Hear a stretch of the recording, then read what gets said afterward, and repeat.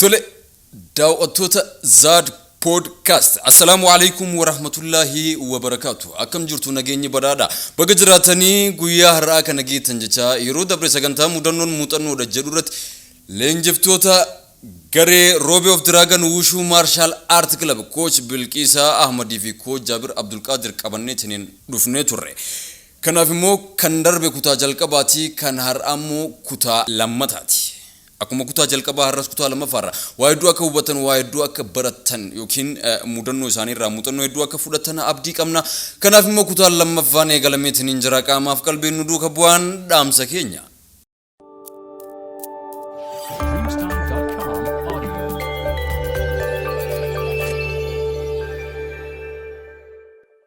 Wahidduna kaaftaniitiin jirtan seenaa Bakar Adam yookiin coach Bakar Adam Hussein Tura kilabii Robe of Dragon namni hundaa'e namni isa hundeessee qabateetiin deemaatiin ture nama jabaa nama cimaa nama ejjennoo qabu coach Bakarin ture coach Bakar keessattuu sirna darbe sirna TPLF keessatti bara kaleessa bara sirna gabrummaa keessa bara galtuun bara gantuun bara yartuun bacaqii dhoqqee sirna gabraaf gabrummaa dhiittee nu dhiichifte bara gadi jettee nu gadi qabde san keessatti nama fuulletti bahee biyyi teennaa biyyi abbaa qabdii nuti ufiin hoogganamne dhee nama fuulletti bahee keessattuu yeroo eebbaa yeroo ammatti naaf kaafte san irratti fuulletti bahee nama qaama mootummaa waliin wal falmaatiin turedha nama jabaa nama cimaa nama biyyi qabduudha hayyuudha so isin hortee Bakar Adam Hussein Turaati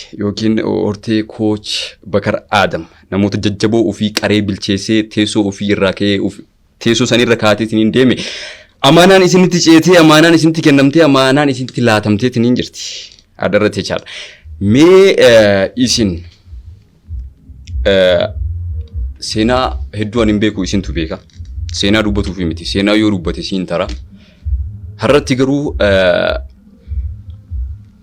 amanaa isinitti kenname kana coachuu suniin coach Jabir Abdul Qadir coach Bilqisa Ahmad haala kamiin bahataatiin jiran haala itti kenname gadiin immoo haala itti kenname oliin immoo haaluma itti kennameen okay galatoomi amaanaa kana amaanaan ulfaatte beekte yaa Oromoon illee amaanaan akka ulfaatutti kan namoonni dabarsaa barataa amaanaa baachuun hedduu ulfaataadha haa ta'uti garuu qarqaarsa Rabbii wajjin namni kamuu yoo nama qaamuu fi yookaan of gama amaanaa baatu sanitti of jijjiire yookaan amaanaa san baatee dhugaan damanii qabate yookaan kiiloo amaanaa sanii yoo kabii kutaate amaanaan baataa jechuudha. Kophaa isaatti osoo hin ta'in Rabbiin gargaarsifateen baata. Nutis hamma beeynutti yookaan waan alaa dhufu fiidbaakii jiru hin beeynu haa ta'u garuu hamma of beeynutti amaanaa jiru baannee jirra jedhee yaada. Maaliif kana jedhaa? Akkuma isin jedhe yeroo inni deemetti wanti amaanaan guddaan inni itti kennee jiru yoo jiraate amaanaa barattootaati amaanaa galmaati maaliifi indirectly yookaan alkallattiidhaan barattoonni sun dhalataa biyyaati biyyallee nutti kennee deeme jechuudha. Tole amaanaa nutti kennee deeme amaanaan inni kennee deeme sun baay'ina barattootaatiin tahee gama hojii sochii jiruun tahee gama ilaalcha isaaniitiin tahee gama naamusaatiin tahee wanti tokko osoo hin hir'atin daran sirriitti dabalee hamma inni deebuutti isa eege jechuudha. Galmicha achirraa osoo hin tuqamin. Simbira dabree mootu inni kan deeme Brown Beltii nu hidhee deeme ufii kenna Black Beltii akka inni as jirutti Black Beltii ufii kennaa hin ennee barattootaas beeltii isaan irra jiran sadarkaa isaanii daballee fi akkasuma immoo qormaata daanii namni tokko qormaata daanii gaafa jedhamu akka waan salphaatti ilaala garuu nama martial artii keessa jiruuf qormaanni daanii salphaa miti jechuudha karaa salphaa wanta dhufu miti waggaa 5 waggaa 6 waggaa 7 ifaajee achi booda dhufu san waan ifaajjisee walitti qabdee deemtee qormaatamtee qormaata san yookaan tarta yookaan injiidha challenge sen dabartee akkasitti argattaa jechuudha argattu malee karaa laafaadhaan yookaan leenjisaan kee akka sartifikeetaatti si barreessee kan si kennu miti jechuudha. Kanaaf isinis bakka inni hin jirretti deemnee fudhanne jechuudha. Black beltii sufii deemnee qormaata isinis ufumaa kennaa wal dandeenyee wal dhageeffannee ofii kennaa waan jiru wal hojjechiisnee walii sheer goonee wal fudhannee deemnee jechuudha. Isinis alhamdulillah milkoonee galle jechuudha.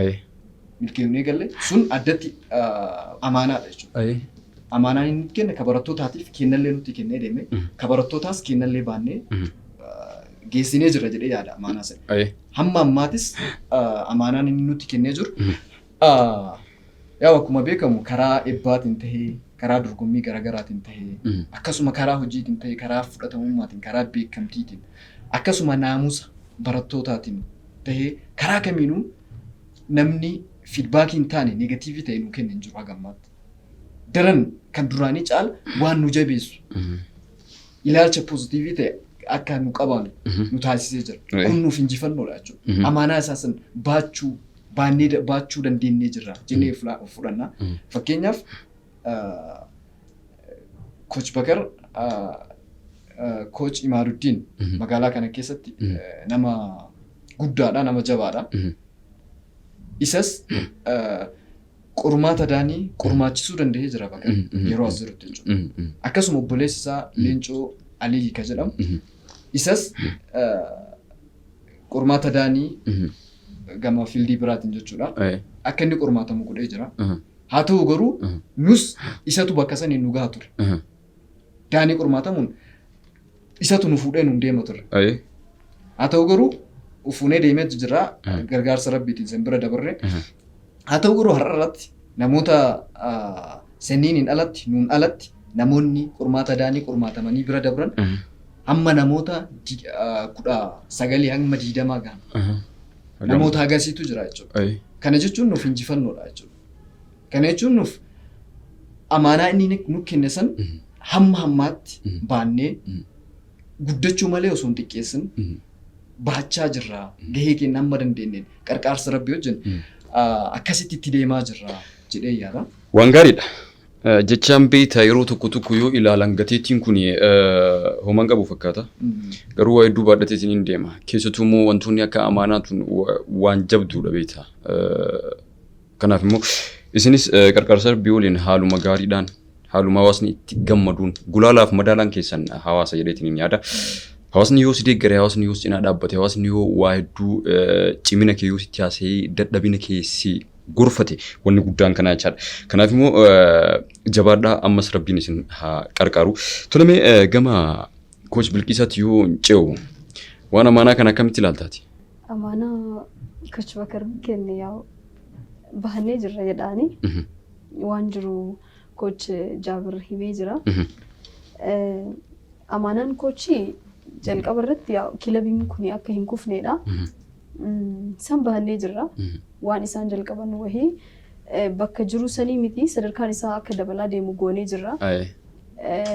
San irratti dabalee immoo dhaamsa yeroo baay'ee Coach Bakar nu dhaamu jira. Tokkummaa jabeessaadha. San irratti amaanaa san galmaan gahannee jirra jechuun danda'anii maaliif tokkummaan ispoortii keessa sirriitti jira. Jaalalli bakka mana ispoortii jiru bakka biraan jira jedhee yaadu. Waan argeefi jechuudha waan badhee jedhame osoo hin ta'in waan argeefi tokkummaa inni nu dhaame san jaalala san bakkaan geennee jirra san bahannee jirra jedha. Kabira immoo Coach Bakar yeroo jiraatu ofiif hin jiraatu namaaf jiraata. Kana immoo waan jedheef sababaa qaba. Maarshaal aartii keessatti yeroo baay'ee sadarkaa wahiirra yeroo geettu fakkeenyaaf qormaata daanii hin jira. Qormaata daanii sin oftu leenjistoonni baay'een garuu kanaan faallaadha Coach Bakar.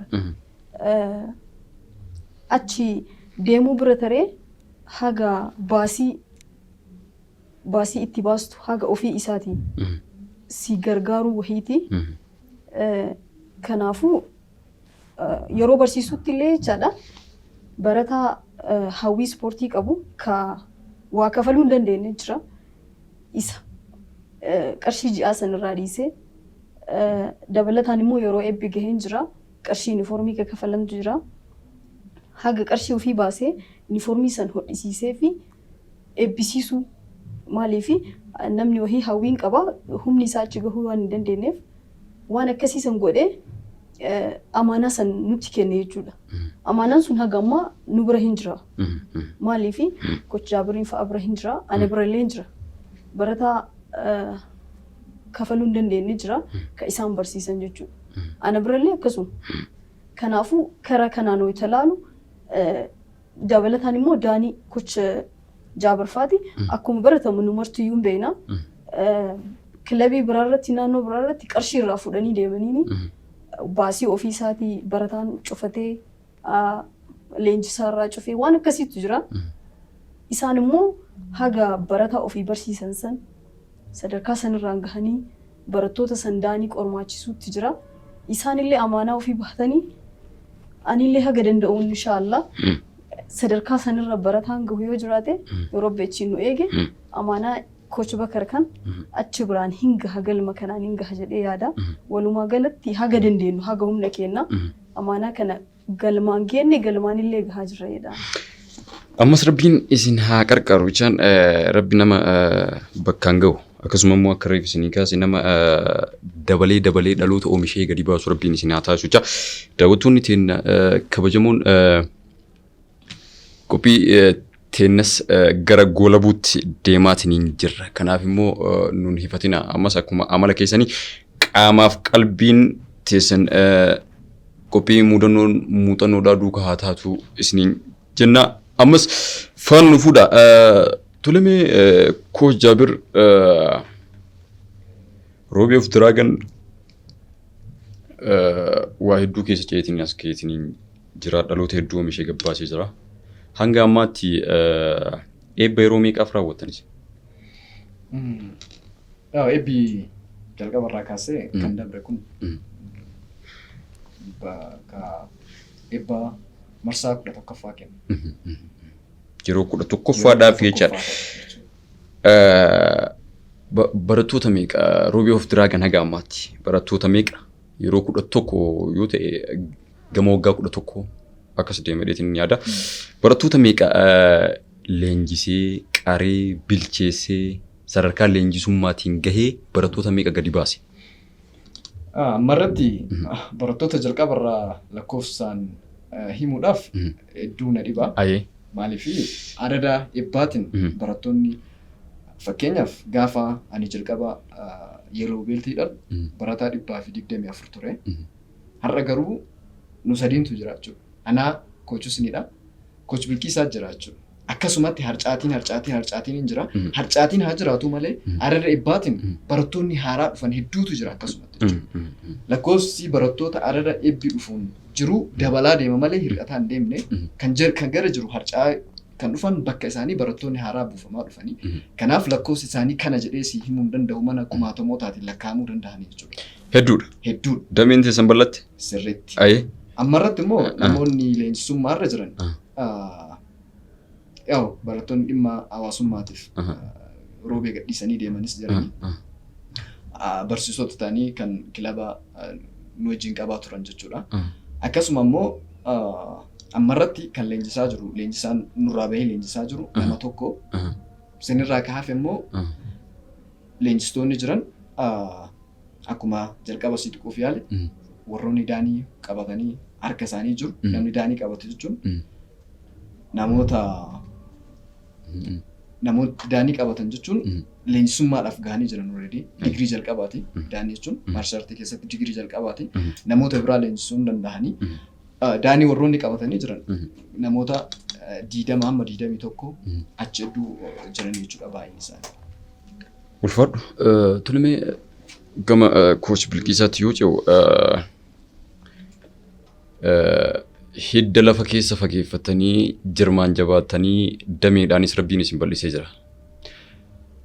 Ammas isiniif haa eeda'u jechaa ammatti kilabiin Roobee of Diraagan Wushuu Maarshaal Aart Kilab kilabiin Coach Husnii, Coach Jaabir Abdulqaadirii fi Coach Bilqiisa Ahmadin hoogganamu barataa meeqa qaba irratti? Akka shamaraatti yaa Ayee. shamarri kophaatti daladiyaa sagantaa isaaniitiin adda. Ayee. Waggaa tokkoffaa barataan hiriiree jechuun agarsiisee beeltii hidhate nama 21 yaa shari'aaleen hin jira. Namni osoo agarsiisin beeltii fudhatellee hin jira. Naannoo nama 3-4 akkasiin gaha waggaa tokkoffaa jechuudha. Shamarri waa lamaaf dalaydi. Tokkoffaa ispoortii dalaganii jechuun agarsiisanii dorgommii garaagaraatu jira. Dorgommii saniifillee gahuudhaaf ka dalagantu jira. Kun immoo qaamaaf jechuudha. Fiizikaal sirreeffachuuf ka dalagantu jira. Garuu sadarkaan isaanii dabalaa deema. Waggaa lammaffaa irratti nama 26tu fudhate. Agarsiisanii badee dhaabatanii illee ka fudhatanii garuu akka kilabiin qabutti naannoo nama 40 wayii akkas gara 50tti dhiyaataara. Agarsiisan garuu bara nama 26 qofa jechuudha. Eebba irratti argamanii kun immoo akkasumaan hojii hundayyuu xumuranii waan irraa eegamu maraa geessanii guyyaa san qofa agarsiisin beeltii qofa ka fudhatan jechuudha. Waliigalatti leenjifamtoota shamarranii meeqa qabdan? 40-50 gidduu jecha. Agas gidduu qabdan. Tolemee dimshaashumaan Koojjabir waliigalatti leenjifamtoota dubraatii fi dhiiraa kilabiin Roobee of Diraagan nama hagam qaba? Waliigalatti. Okay. Kan baraan eebbifame nama 200 fi nama 8. Ayee. Kan dhiiraatii fi kan shamaraa jechuudha. Warroonni hin eebbifaminis jiran. Namoonni sunniin galmaahanii sababa garaagaraatiif eebba kan dhaqamanis jiranii. Kan guyyaan eebbaa sun sagantaa isaanii kan biraatii warra ooles jiranii. Akkasuma immoo dhimmoota biraatiif yeroo saniif hayyama himatanii kan deeman jiranii. Ammarratti barattoonni jiran naannawa 200 fi 20 haga 40 hedduu saniin jiran jedhee yaada. Gammatti. Dhugama dameen teessan guddoo bal'oodha. Waan gaariidha. Maashaallaadha. Itti aansuudhaan immoo Roobee of Diraagan qofa osoo hin taane yookiin kilabii keessan qofa osoo hin taane magaalaa keenya keessatti kilabiidhaan sochii ispoortii gaggeessan hedduutu jira. Ispoortiin hundumaa walitti qaba. Akkanaa mire. Gama kanaan immoo martial artii, taekwondo waan akkasiitu jira. Mee walitti dhufeenyi kilaboota kan birootii fi kan martial artiis haa ta'u, kan taekwondoos haa ta'u, ispoortii jennu walumatti hammata. Walitti dhufeenyi kilabii Roobee of Diraaganii fi walitti dhufeenyi kilaboota biraa kan magaalaa teennaa qofa osoo hin taane yeroo hedduu bifa keessummaatiin haa ta'u namni iddoo adda addaa deema gammachuu walii qooddatu wal deeggaru wal bira dhaabatuudhaaf jechaadha. Maal fakkaatamee walitti dhufeenyi kilabii Roobee of Diraaganii fi kilaboota biraa? Okay, galatoomii asin dura haalli ture gaafa kaasnee haasofnu dhugaa dubbachuudhaaf gama maarshaalaatiin tokkummaa irratti walitti dhufeenya irratti hir'inni guddaan hin jira. Hir'inni bal'aan hin jira. Maaliif leenjistoonni ilaalcha akkamii akka isaan qabaatan hin beekne anis yeroo sanitti barataa ture. Yeroon itti wal dhiiban jira jechuudha. Yeroon itti wal dhiiban hin jira jechuun kilabni tokko kilaba biraa cufsiisuudhaaf dhiibbaan inni karaa jalaatiin irratti godhu hin jira. Kilabni tokko kilaba biraa barataa isaa bira deemee leenjisaan barataa isaatti waa'ee leenjisaa biraa haasa'uun ilaalcha hin taane barataa saniif yookaan kilaba saniif akka qabaatan yookaan leenjisaa saniif akka qabaatan barataa ofii keessa wanni kaa'amu jira. Wantoonni kunniin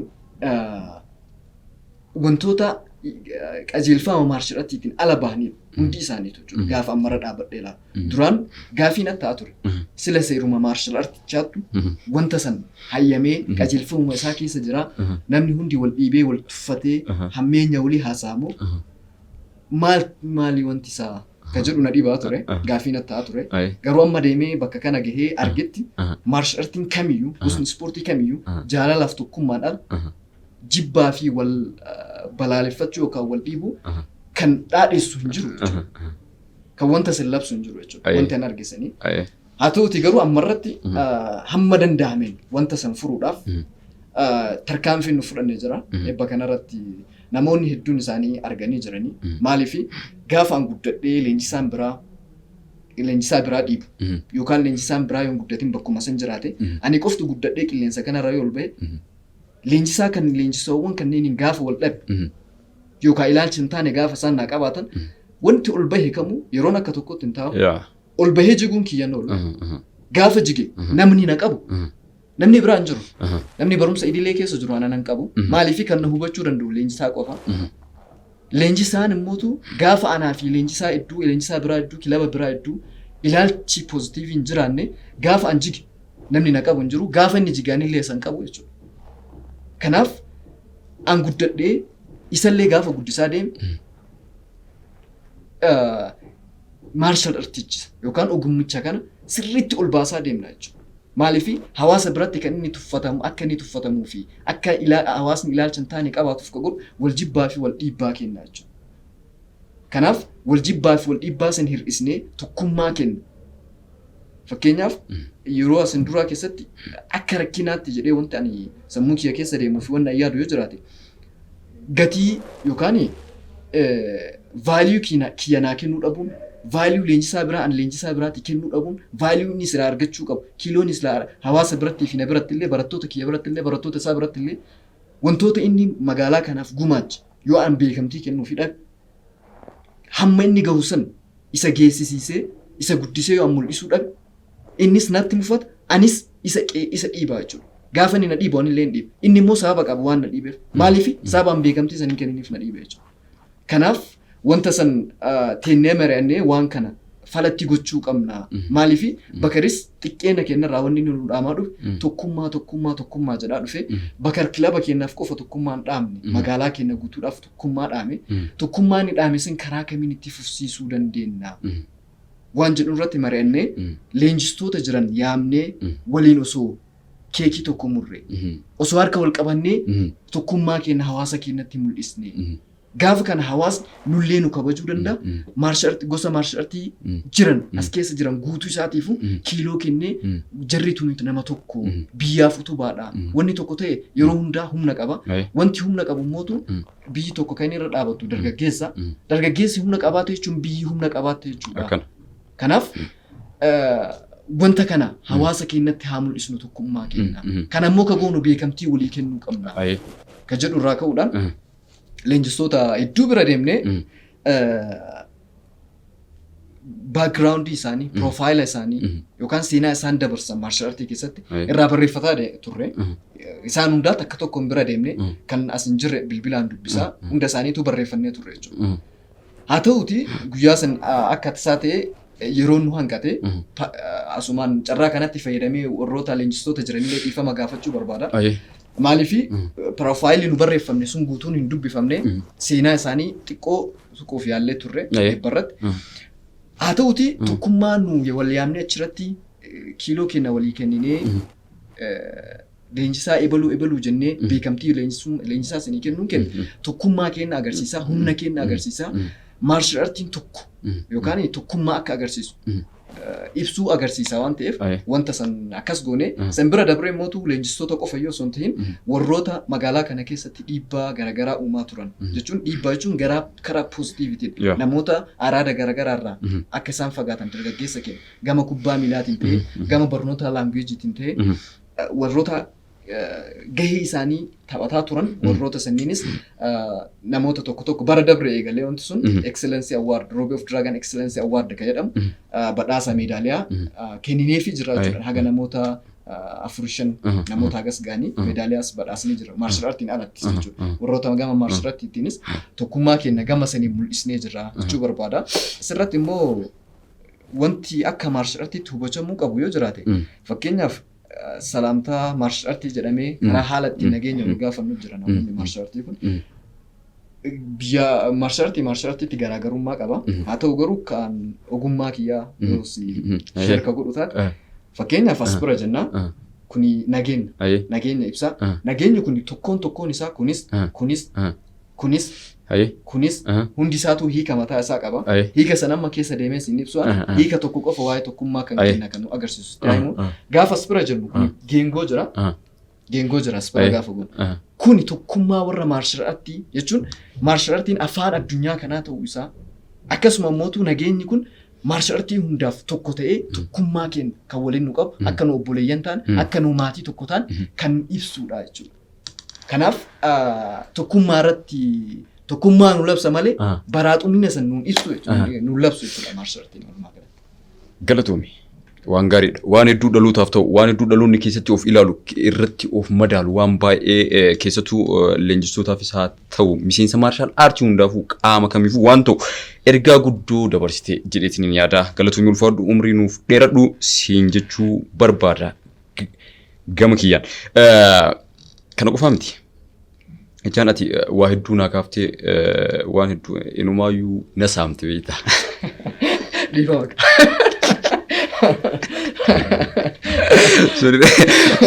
Surra kun qabu waan uyyuu ganaa dhiifama sin gaafadha. Gadi baatanii akka wanni biraan uumamneef jecha. Dhugaa dubbatuudhaaf jajjabina. Akkaataan itti ibsa yeroo tokko tokko si dhiba.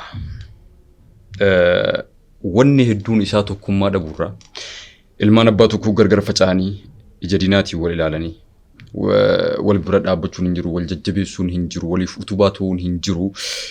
Kana osoo kuni ka jiraatu taate wal jajjabeessuun, wal cimsuun, wal cinaa dhaabbachuun ani waan dhabe siin argadhaa jechuun osoo ka jiraatu taate maybe sadarkaa hadha jiru kanarra caalleetiin argamna jedheetiin yaada jechaadha. Kanaaf immoo wanni isin ammataa isaatiin jirtan waan gaariidha. Akkuma tunaa kaafte waan tokkummaa uumu, waan jaalala uumu, waan guddina biyyaa uumu, waan namaaf fakkeenya ta'u. Ammootu magaalaan teenna magaalaan roobee mataadha baaleef magaalaa guddoo magaalaa jaalatamtu magaalaan tun nu malee yookiin isin malee wanni isin qabdu hin jiru. Yoo kuftes dargaggeessa kanaan kufti yoo kaatesoo dargaggeessa kanaan kaati jechaadha akka jedheetiin hubadha. Kanaaf immoo haalli amma isin taasisaatiin jirtan eebbarratti waa hedduu qartanii kilaboota adda addaatiif fakkeenya ta'uu jaalala uumuu cimsuu jajjabeessuu jabaadhuu jechuun hin kufiin jechuun harka qabdanii ol kaasuu waan gaariidha kun amma jechaan waa hedduu agarree gama meedaaliyaa maal waa hedduu naa kaafteetiin hin jirta jabaadhaa rabbiin isin qarqaaru waa hedduu akka qartanii bilcheessanii waan gaggaarii waan dhalootaaf ta'u waan dhaloonni isin irraa dhaalu hedduu akka of duubaa qabdanis shakkii hin qabu. Kanaaf immoo tokkummaan keessan jirmaan jabaatee akkuma garee keessanii akkuma amala keessanii jirmaan jabaatee hiddaan gadi fagaatee dameen isaa haa babal'atu jenna nuti jechaadha. Mee tole Coach Bilqiisaan waa hedduu akka taphataa jirru miseensuma kennaa mire. Mee Coach Jabir ulfaadhu jedhanii waa hedduu naa kaaseetiin jira. Anas dubbii isaa meessessaame beektaa inni. Mee akka nama maarshaal aartii leenjeetti akka nama Coach Bakarii leenjeetti akka nama kilabii roobee of diraagan irraa leenji'ee bahee ammas leenjisaa jiruutti hortee Bakar Aadam yookiin damee Bakar ta'uu maaltu sitti dhaga'ama? Miira akkamtu sitti dhaga'ama hortee Bakar Aadam yookiin damee Bakar Aadam ta'uu keeti? Jalqaba irratti carraa wahii karoorfadhee ittiin seenni ispoortii wanta wahii rabbii weetasii fidu keerii sii qabaattu malee garasiisii hin fidu. Tole. Ani osoo kilabii kana keessa hin jiraatini waan kiyya ta'eef osoo hin ta'in badhee osoo taa'ee ilaalee sirriitti waan natti fakkaata. Dhugaa dubbachuudhaaf jechuudha. Jaalala jechuun du'aayii qaba yoo jedhee hin danda'a. Maaliif kilabii roobee diraagan kun namni Bakar jedhamu namni itti aansee Coach Jabir Coach ni jedhamu nama wanta namni dalage wahii akka sanitti ilaalanii dalagan osoo hin taane yookaan immoo na argaadhaaf nama dalagu osoo hin taane dhugaadhaaf nama jiraatu. Keessattuu wanti eebba baranaa irratti hojjetame kun anaaf baga ka isaanii ta'e aga jedhu wahii nageessi sirriitti natti itti gammadee shamarri leenjistuun hin jirtu garuu hin beeka waan ispoortii leenjistoota gidduu waan jiru dhiibbaa garagaraatu jira. Leenjisaan gaariin akkuma jiru kan faallaa sanii yaadullee hin jira. San hunda cabsanii ka gaarii yaadullee ka faallaa sanii yaadullee injifatanii argamanii jechuudha. Jaalala isaaniif qaban san amaanaa Coach Bakar san bakkaan gahanii wanta kana dalaguu isaaniitti ani alhamdulillah jedha ka isaanii waan ta'eef sirriitti itti gammade jechuudha. Carraan argadhe kan namni biraallee osoo argate kilabii kana seenee jedha. Kanaafuu yoo har'allee borullee isaaniin boona jechuun barbaada. Waan gaariidha. Tole qophii keenyas gama goolabuutti deemaa jirra. Hedduu taphannee hedduu booharree waan jechaan damee bakar ta'uu keessanitti namoota hedduu si duubatti hafanillee akka koochuus ni bakka buute waan daqiiqaa 30 waan sekondii 30 caalle keessatti mee akkamitti ibsitaati? Okay, galatoomi. Sirriitti ibsitee jirti. Obboleettiin xiyyaasii. Coach Milkiisaan ibsitee jirti. Anis waan kanaan addaan jiru jechuun anaaf akkuma sin jedhe martial artiin jiruudha sin jedhee jira. Akkasitti ibsa martial artii jedhee jira. Kilaba keenya immoo akka addaatti jechuun qajeelchaa jiruu kiyyaati. Maaliif osoo kilaba kanatti hin makamne ta'e, osoo Bakariin biraan dhufne ta'e, osoo sarraan baranne ta'e, sarraa jichoota tokko hin fudhanne ta'e, bakka kana jira. Bakka kana jiraachuu miti. Bakka xiqqaa wayii taa'eetu bakka kana osoo gahee jedhee hin yaada. Jedhee hamma yaadu takka na godha jechuudha amma irratti gaafa laalu. Anaaf hedduu gammachuu guddaa qaba. Akkasuma immoo obboleeyyan akka kochusni akka tasaa ta'e inni guyyaarraa nu kilaba bakka buunee dhufne isa itti mijjooyineeni bakka na buufatee jechuun bakka walii buunee dhufne jechuudha irratti malee kilabiin keenya kochii lama qofan qabu kochii sadii qaba akkuma beekamu.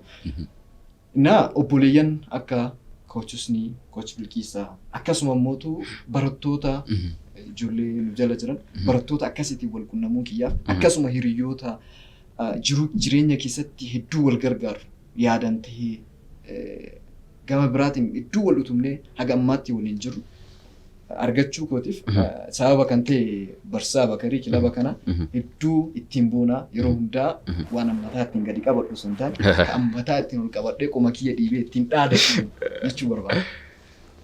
Galatoomii.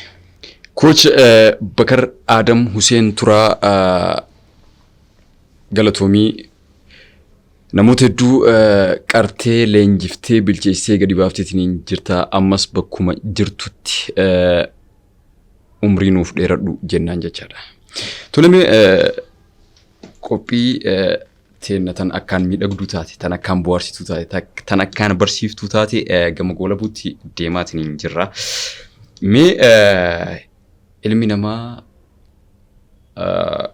erga addunyaan wal simee erga of beekee waa hedduutu isa mudataatiin deema takka lama jechaa jira. Kaan ol kaawwata kaan biruma kutaa. Mee Coach Jaabir Abdul Qaadir gurbaan diimaan qal'aan mudannoo qaba.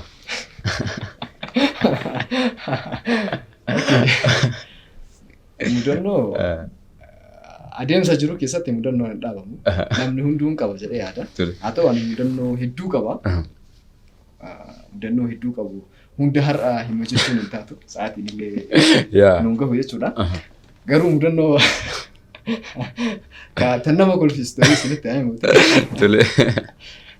Guyyaa wayii akkuma beekamu namni musliimaa hordoftoonni keenya jechuun namoonni har'a nu hordofaa jiran kun kan musliimaatis kan amantaa kiristaanaa hordofanis kan waaqeffataanis hin jirani. Haa ta'u akka nama amantaa musliimaa hordofu tokkotti yeroo baay'ee namoonni yeroo wal argan salaama wal gaafatanii assalaamu alaykum wa rahmatullahi wa barakatuh waliin jedhanii nageenyi rabbii sirratti haa jiraatu akkasumas kabiraan qabu. Manaa bahee namoota hedduutu natti dhufe. Kanaanillee salaamu alaikum jedhan. Kanaanillee salaamu alaikum jedhan. Sunillee salaama na gaafata alaikum salaam jedhan. Hirii harkaa wal dhufnee wal ciinee wal dubbisan. Namoonni hedduun abbaatan san. Salaamu alaikum salaamu alaikum salaamu alaikum. Ajriin osoo jiraatee kuntaalatti walitti qabe. Madaabaa walitti qabe. Baachuun kan danda'u. Salaamu alaikum jedhaa deemee guyyaa sagantaa tireeningii qaba ijoollee biraa. Inni dhufee yeroo hedduu ijoolleen gaafa ijoollee akka isaan dhaabatanii qalbii isaanii karana fidan gama nama leenjisuun fidan gaafa dura dhaabatan attention jedhama. Anillee salaamu alaikum jedhaa dhufee miree.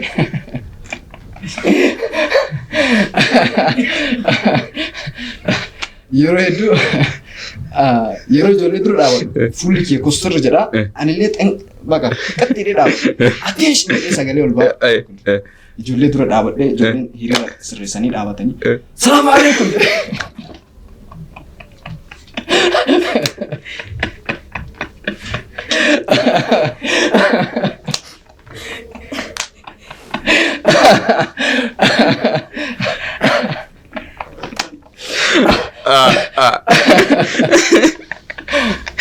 Deebiin barataa maal ture? Deebiin barataa kolfa ture waan biraa maal ture? Gariin ajaa'ibee dhaabatu gariin kolfe anillee kolfe. Salaamanni arrabatti maxxansee gadhiisuu didee.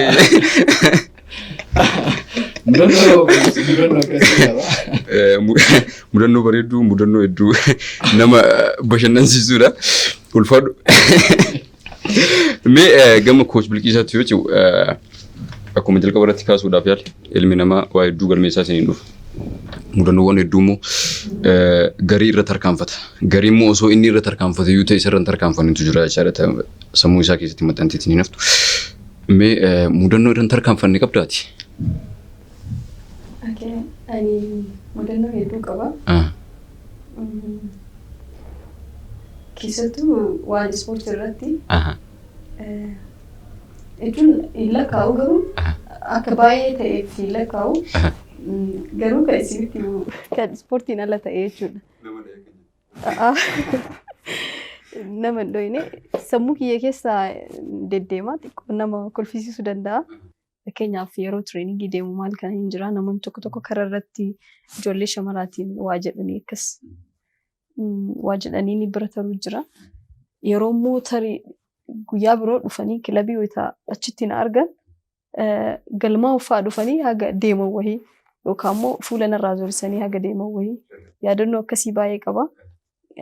Mudannoon takka immoo ijoollummaatti kan adda hin banne jechuudha.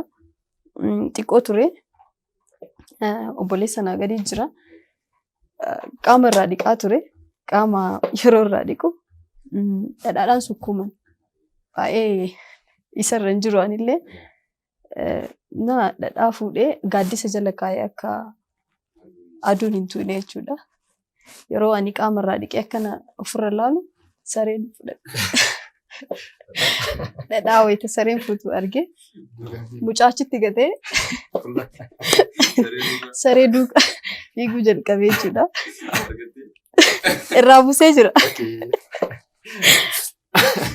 Yeroo ani deebi'u mucaa namni ollaa kaasee iyyaa jira. Garuu irraa buufadheera. Tana qabaa yeroo bara gada jalaa banne kana. Atileetii.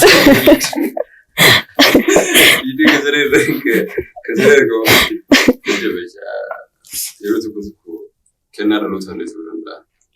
Nuti beektaa walitti wal'ifnee naannoo baay'ee qabna. Hiyyummaa fi gootummaan tuni kennaa dhalootaati jedhama. Waan gaariidha.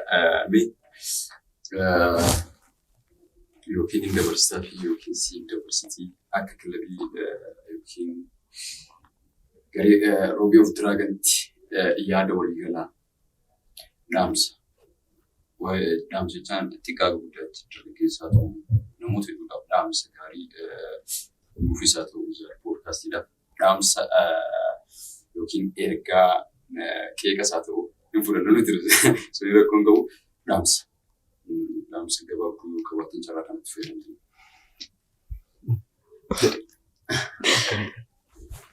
Okay, ani dhaamsan qaba.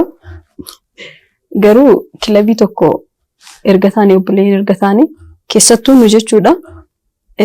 Wanti kiyya wanta hojjaa birrii wanta hojjisniiti. Waan ani yaada ani qabu inni illee hin qaba. Ani keessaa dubbata jechuun hin danda'a. Ana caalamoo waan itti dabalee dubbachuu qabutu jira. Kanaafuu dabarsee fi jira jechuudha. Okay, gasin na dabarsite. Dhaamsi waliigala akka waliigalaatti ani qabu. Yaa warroota maarshaartiitiif akkasuma hawaasa magaalaa keenyaatiif dargaggoo magaalaa keenyaatiif qeerroo fi qarree garaagaraatiif dhaamsi guddaan ani dabarsuuf yoo jiraate tokkummaadha. Maaliif tokkummaa bakartuu nutti dabarsee akka amaanaatti haa ta'u bakar immoo nu qofaaf osoo hin taane magaalaa guutuudhaaf dabarsee dhaamsan tokkummaan waa hunda caala. Tokkummaa qabaachuu qabnaa. Nu hundi tokko haa taanu jechuun fakkeenyaaf sochiin garaagaraa wanti taasifamu jira. Akka magaalaa keenya karaa barumsa idileetiin ta'ee gama miidiyaatiin ta'ee gama ispoortiitiin ta'ee gama laangueejiitiin ta'ee gama barnoota amantaatiin ta'ee wantoonni kun hin jiranii. Haa ta'u garuu wantoota kana keessatti hagam takka wal bira dhaabbataa jirra kan jedhu gaafiidha jechuudha nama hundaafuu. Haa ta'uti garuu namni hunduu gaafa bira deemanii gaafatan tokkummaa jedhaa wal haa gargaaru wal haa jabeessu jedhaa. Haa ta'uti garuu wal bira dhaabbiin kenna gaafa ani fedhii kee hin beekin gaafa ani fedhii kiyya hin beekin anaaf si wal bira dhaabbachuun nutti ulfaata jechuudha. Kanaaf wal wajjin haa haasofnu teennee haa mari'annu walitti haa dhufnu. Tokkummaa keenya gaafa jabeessine tokkummaan gaafa jabaate namni wal bara gaafa wal bare immoo keessa ofii walitti hima gaafa walitti hime immoo wantoonni jiran hundi isaaniitu ol deemaa deemanii jechuudha. Kanaaf sun akkasii akkasuma immoo hawaasa magaalaa keenyaatiif gama maarshaartiitiin wanta hin qabu hawaasa magaalaa keenyaa keessattuu waa'ee maarshaartii ilaalchisee barumsa idileetii fi maarshaartii akka walii faallaatti namoonni kaasanii jiranii. Haa ta'u garuu wanti sun sirrii miti ilaalcha baduu qabu jedhee yaada. Maaliif maarshaartiin barumsa irratti nama gargaara malee akkuma fiiziksii fi maatisiin sammuu namaa qabu maarshaartiinis artii tokkoon isa qabachuudhaa fi isa yaadachuun sammuu namaa bilcheessaa guddisaa deema malee wanti inni hir'isu hin jiru. Barumsa irratti si jabeessa qaama kee akka inni kaka'umsa godhatu si godha. Kanaaf akka ilaalcha akkasii of keessaa balleessan. Maaliif fakkeenyaaf maarshaartii keenya keessa kilaba keenya keessa akka waliigala mana barumsa Maddalaabuutti barana namni 8% jechuudha. Ijoolleen poointii guddaa fidan jedhame bara dabre kan ijoollee membersii kilabii keenyaati barumsa irratti hamma wayii wal jajjabeessinaa jechuudha. Haa ta'u mana barumsaa leenjii mana hunda keessattuu osoo wal jajjabeessanii hedduu waan gaariidha jechuu barbaada. Akkasuma immoo dhaamsaa gama warra dubartiitiin jiru warra shamaraatiif jiruun yoo asin dura gama shari'aatiin gama amantiitiin dhiiraa fi shamarri tokko wal keessa seenanii maal jechuun kun hayyamamuu dhabuu danda'a. Haa ta'u garuu har'a carraan bal'aan hin jira. Coach Bilqiisaan hin jirti. Chaalenjii hedduu dabarsitee wanta kana ani furuu qabaa jettee bakka kana geettee jirti. Haa ta'u har'a immoo namoonni hedduun dhufanii irraa fayyadamanii hamma irraa fayyadamuu qaban garuu irraa fayyadamaa hin jiran wanta ta'e dhufanii kophaa isaaniitti kan namni dhiiraatti hin dabalan kophaa isaaniitti leenji'uu danda'a wanta ta'eef maarshaartiin nama hundaafuu walqixa faayidaa qaba waan ta'eef dhiira sammuu bilcheessee shamaran dhiisu shamarri illee akkasumatti sammuun isaanii bilchaatuu qaba qaamni isaanii akkasumatti jabaachuu qaba. Kanaaf dhufanii irraa fayyadamuu qaban. Namoonni hawaasni magaalaa Roobee fi naannawaa isii jirtan hundi keessanuu ispoortiin hundaaf waan ta'eef dhuftanii yeroo hundaa galmee fi leenjiinis ni jira waan ta'eef dhuftanii galmaa'uu dandeessanii iddoon argama kennaa mana barumsaa sadarkaa tokkoffaa madda walaabuu keessatti argamna. Dhuftanii isin hunduu galmooytanii of jijjiiruu dandeessan jechuu barbaanna. Akkasuma immoo dargaggeessa akka qeerroo magaalaa akka waliigalaatti wanta hin dhaamu nu hundi keenyayyuu ofii keenya ijaaruu qabna. Wanta jedhu dhaamuu barbaada. Maaliif kan barumsa jirullee kan daldala keessa jirullee kan ispoortii maarshaartii sochii qaamaa yookaan kuwaasii irra jirullee wanti sun isaaf qabsoodha. akkuma beekamu seenaa keessa abboonni keenya duraanii qabsoodhaan beekamanii qabsoo isaanii keessatti osoo isaan laafaa ta'anii har'a qabsoo nu seenaadhaan isaan yaadannu jechuudha. Seenaadhaan isaan yaadachuu hin dandeenyu. Isaan cimaa turan yeroo sanii qabsoo isaanii keessatti maaliif waan isaan sochoosaa jiran waan ta'eef jechuudha. Har'a irratti nullee qabsoon keenya wanni guddaan sochiin keenya guddaan wanta irra jiru sanii. So wanta irra jiru kana keessatti akka qabsootti ilaallee isa keessatti cimaa haa taanu. Ka kuwaasii keessa jirtu, kubbaa miilaa keessa jirtu, kubbaa miilaa keessatti nama jabaa ta'e, ka barumsa idilee keessa jirtu, barumsa idilee irratti jabaa ta'e, kan maarshaal aartii keessa jirtu, maarshaal aartii keessatti jabaa ta'e, kan daldala keessa jirtu, daldala keessatti nama jabaa ta'e. Nu hunduu jabaa haa taanu gaafa sani biyya keenya kan mul'isuu dandeenyu.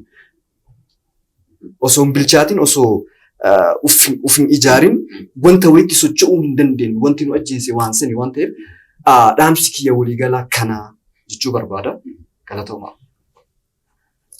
Coach Jaabir Abdulqaadirii fi Coach Bilqiisaa Ahmad yeroo keessan qaalii irraa nuuf laattanii nu kabajanii waamicha keenya awwaattanii sagantaa muuxannoo irratti nuuf hirmaattanii bifa gaafiif deebiitiin hawaasaaf waan hedduu waan gumaachitaniif maqaa Zaad Poodkaastiitiin galatoomaa ulfaadhaa barbaraan nuuf jiraadhaa isin jaalannaa isin jedha.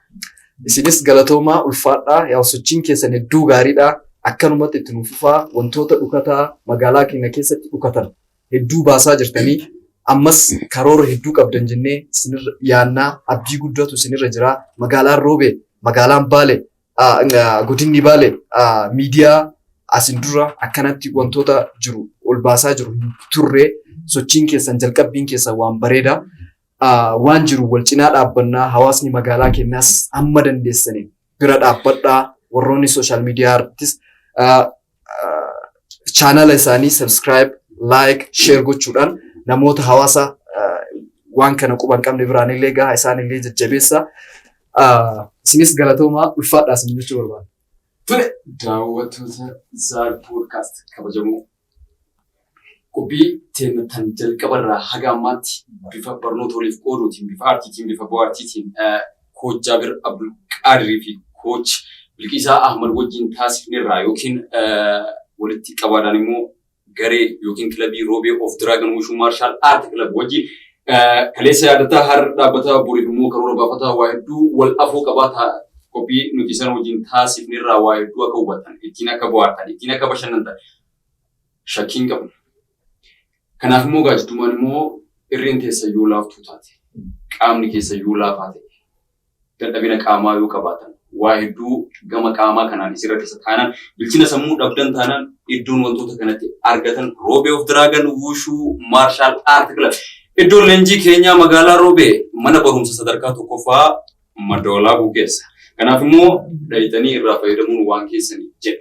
Itti aansuudhaan immoo isinis chaanala YouTube keenyaa Zaad Production subscribe share fi like gochuudhaan yeroo hundumaa faana bu'aa akkasumas immoo gama chaanala Zaad Poodkaastiitiin oomisha keessanis daldala keessanis dhaabbata keessanis ittiin beeksifadhaa isiniin jenna. Itti aansuudhaan immoo jalqabarraa hanga xumura sagantaa keenyaatti ani kan isin waliin ture ani Abdii Yoodha. Ogeessi kaameraa kiyyaammoo Abduu Piroon jalqabarraa hanga xumura sagantaa keenyaatti waa hedduudhaan gama ogummaa kaameraatiin waan nu faana bu'eef galatoomii ulfaadhu jechuun barbaadaa isinis galatoomaa ulfaadhaa isin jaalannaa yoo rabbiin jedhe hanga qophii biraatiin walitti deebinutti barbaraan nuuf jiraadhaa isin kabajannaa isin jaalannaa isin abdannaa galatoomaa ulfaadhaa. Assalaamu alaykum wa rahmatullaahi wa barakaatuh. Wa alaykum salaam.